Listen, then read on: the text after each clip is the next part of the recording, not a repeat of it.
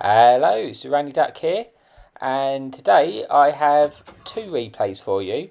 I thought I'd do something a little bit different. The first replay is in the Tier 9 Tech Tree pattern, and the second replay is in the Tier 10 Tech Tree pattern. Honestly, this Tier 9 in particular is one of my favourites. It's been in the game for a long time. But it is one of my favourite Tier 9 medium tanks. I've kept this tank. I really enjoy it, and we've got the perfect map for it, haven't we? We've got proc, but there's no artillery, no fun police in the game to spoil our game, which allows us to take some more aggressive positions, which you'll see in this replay. This replay is actually on platooned up with Swindle. The first replay is a platoon replay, the second replay is a solo replay.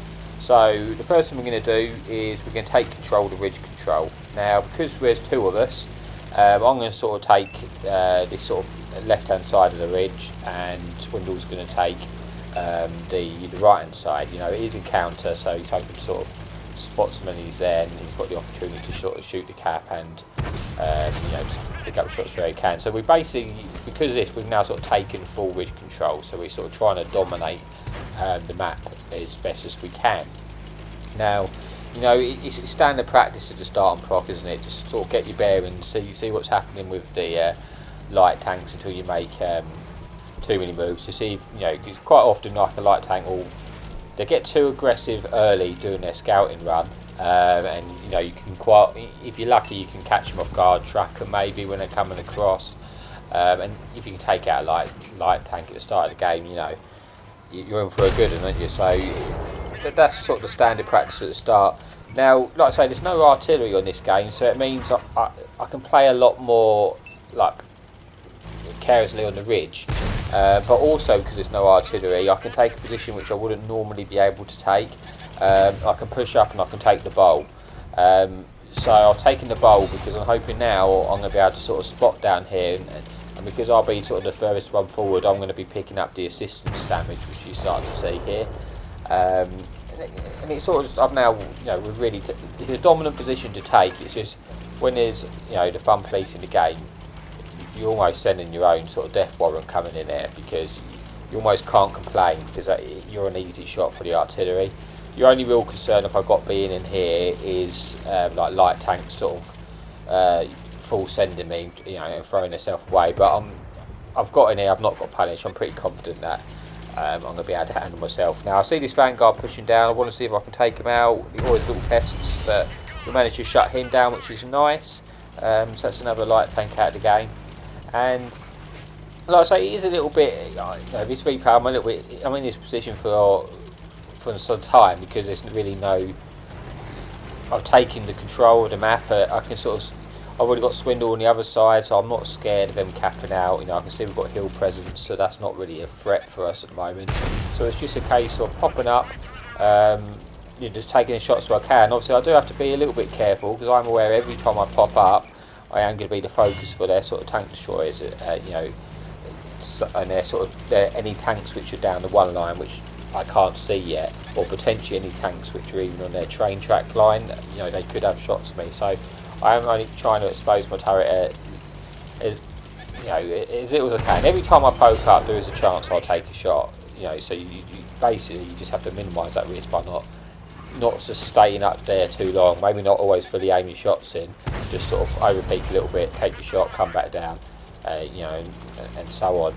Now this light tank, he's a bit of a pest at the moment because he's in a position where he's just going to keep spotting me, and I haven't got a chance of sort of not poking up without being unlit, which is a nuisance. But I'm just going to have to keep poking up and putting shots into him where I can, because if we get rid of him, it's just going to free up the map a little bit more.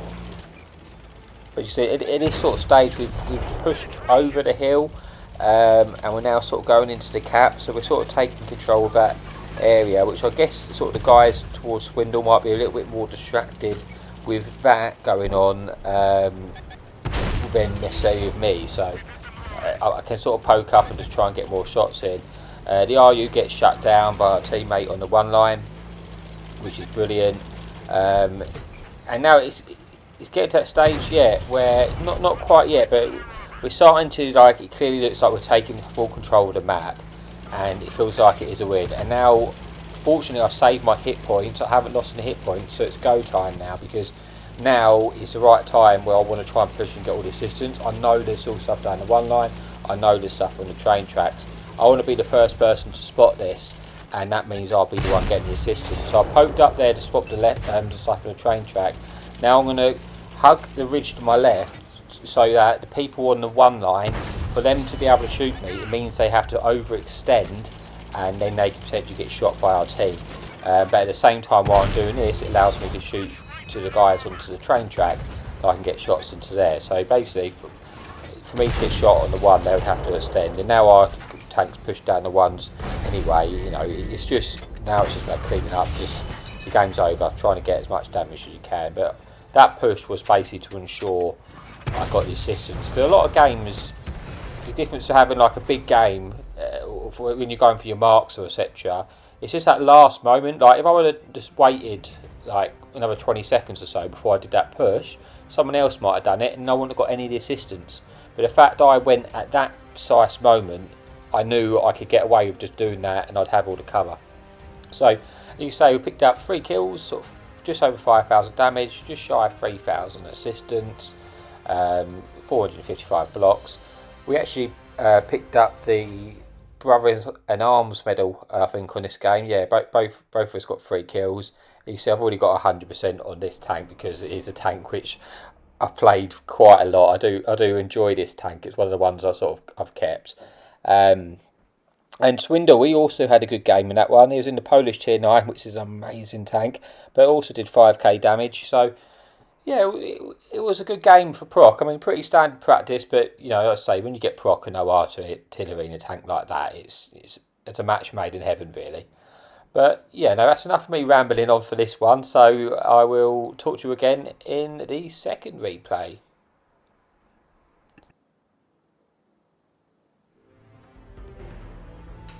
Hello, so it's me again. We're back, and we're in the tier 10 tech tree pattern, and this time we're on one of the new maps. To be honest, I'm not even going to try and say it because I'll probably embarrass myself trying to say the name, but you can read it there. It's on the screen.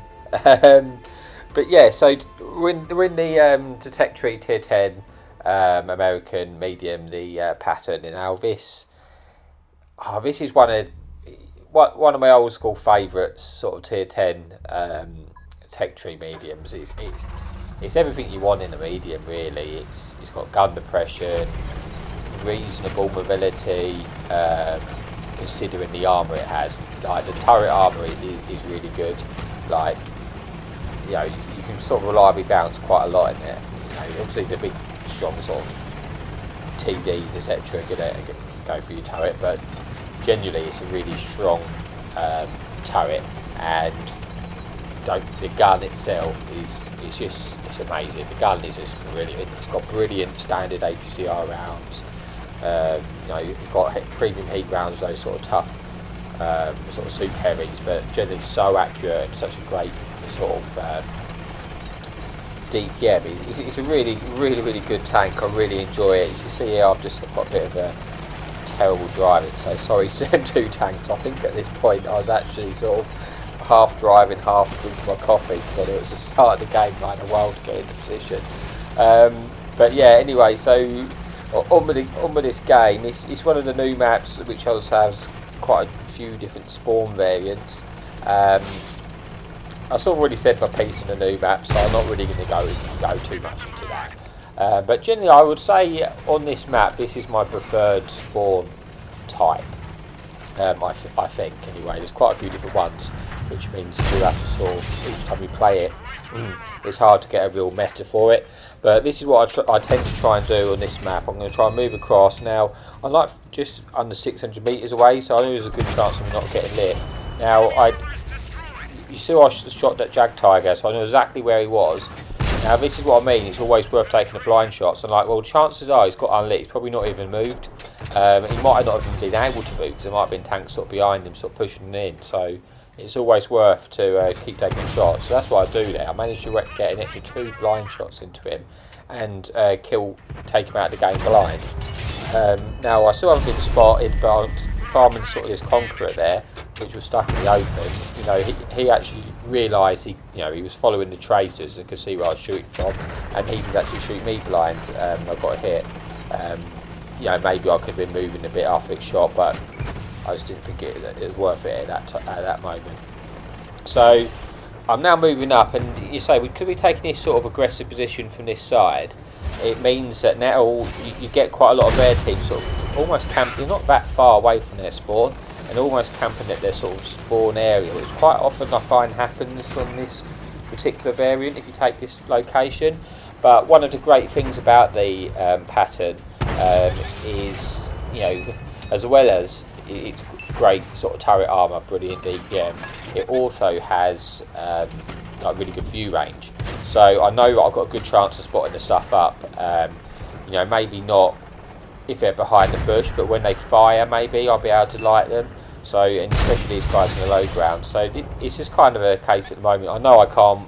I'm where I need to be. This is where the damage is. I'm in the right location. So I'm just going to keep trying to pick up and, just try and get his gun to work and just try and get shots in. I do have to be a little bit careful because every time I poke out, I know there's quite a lot of stuff which I probably can't see yet, like this Waffle 100, which is obviously up there. So every time I poke up, I do have to try and make sure I get back in pretty quickly. But it's just the start of this game's a bit of really just peekaboo, just trying to get the damage in. There's no real way I can sort of push any further than this at the moment. So, and while damage keeps getting lit up in front of me, I don't really need to.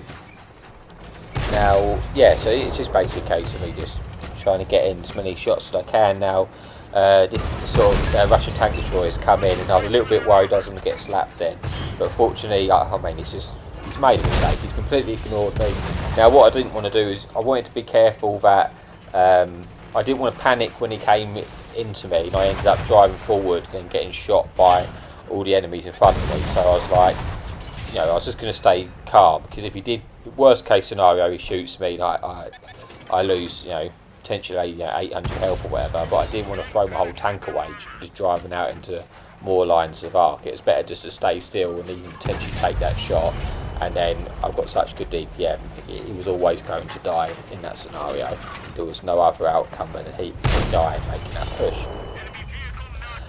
But yeah, as you see, I've just managed to shut down a T-57 Heavy, which is, that's great, because he's a massive threat, and I did sort of prioritise shooting him the second I saw he was available. I swapped to Heat to try and, because I know even though the E5 Cupola also has had that change where it's not as powerful as it once was, but it still is a really strong component. It can be a little bit trolly shooting APCR at it, so I swapped to Heat just because I thought we was going to be in a situation where he was sort of hold down and was in that sort of Cupola snipe battle, but as it stood he sort of pushed all the way up and managed to get a couple of shots into him. Unfortunately, because I had a heat shot, I actually ended up absorbing one in his tracks, which I would have penned had I had APCR. So now it's the case, I'm going to try and move up and just use this second ridge to try and stay hold down but still get shots into this E5. I want to try and take him out as quick as I can, get as much damage as I can. Unfortunately I do take a shot there of someone else, but I've managed to get 2 shots into that E5 in that engagement. And he's now 1 shot to me, so I'm going to try and take him out. I spotted the S-Conqueror, so I was going to try and get a shot into him, but that was a bit poorly aimed really.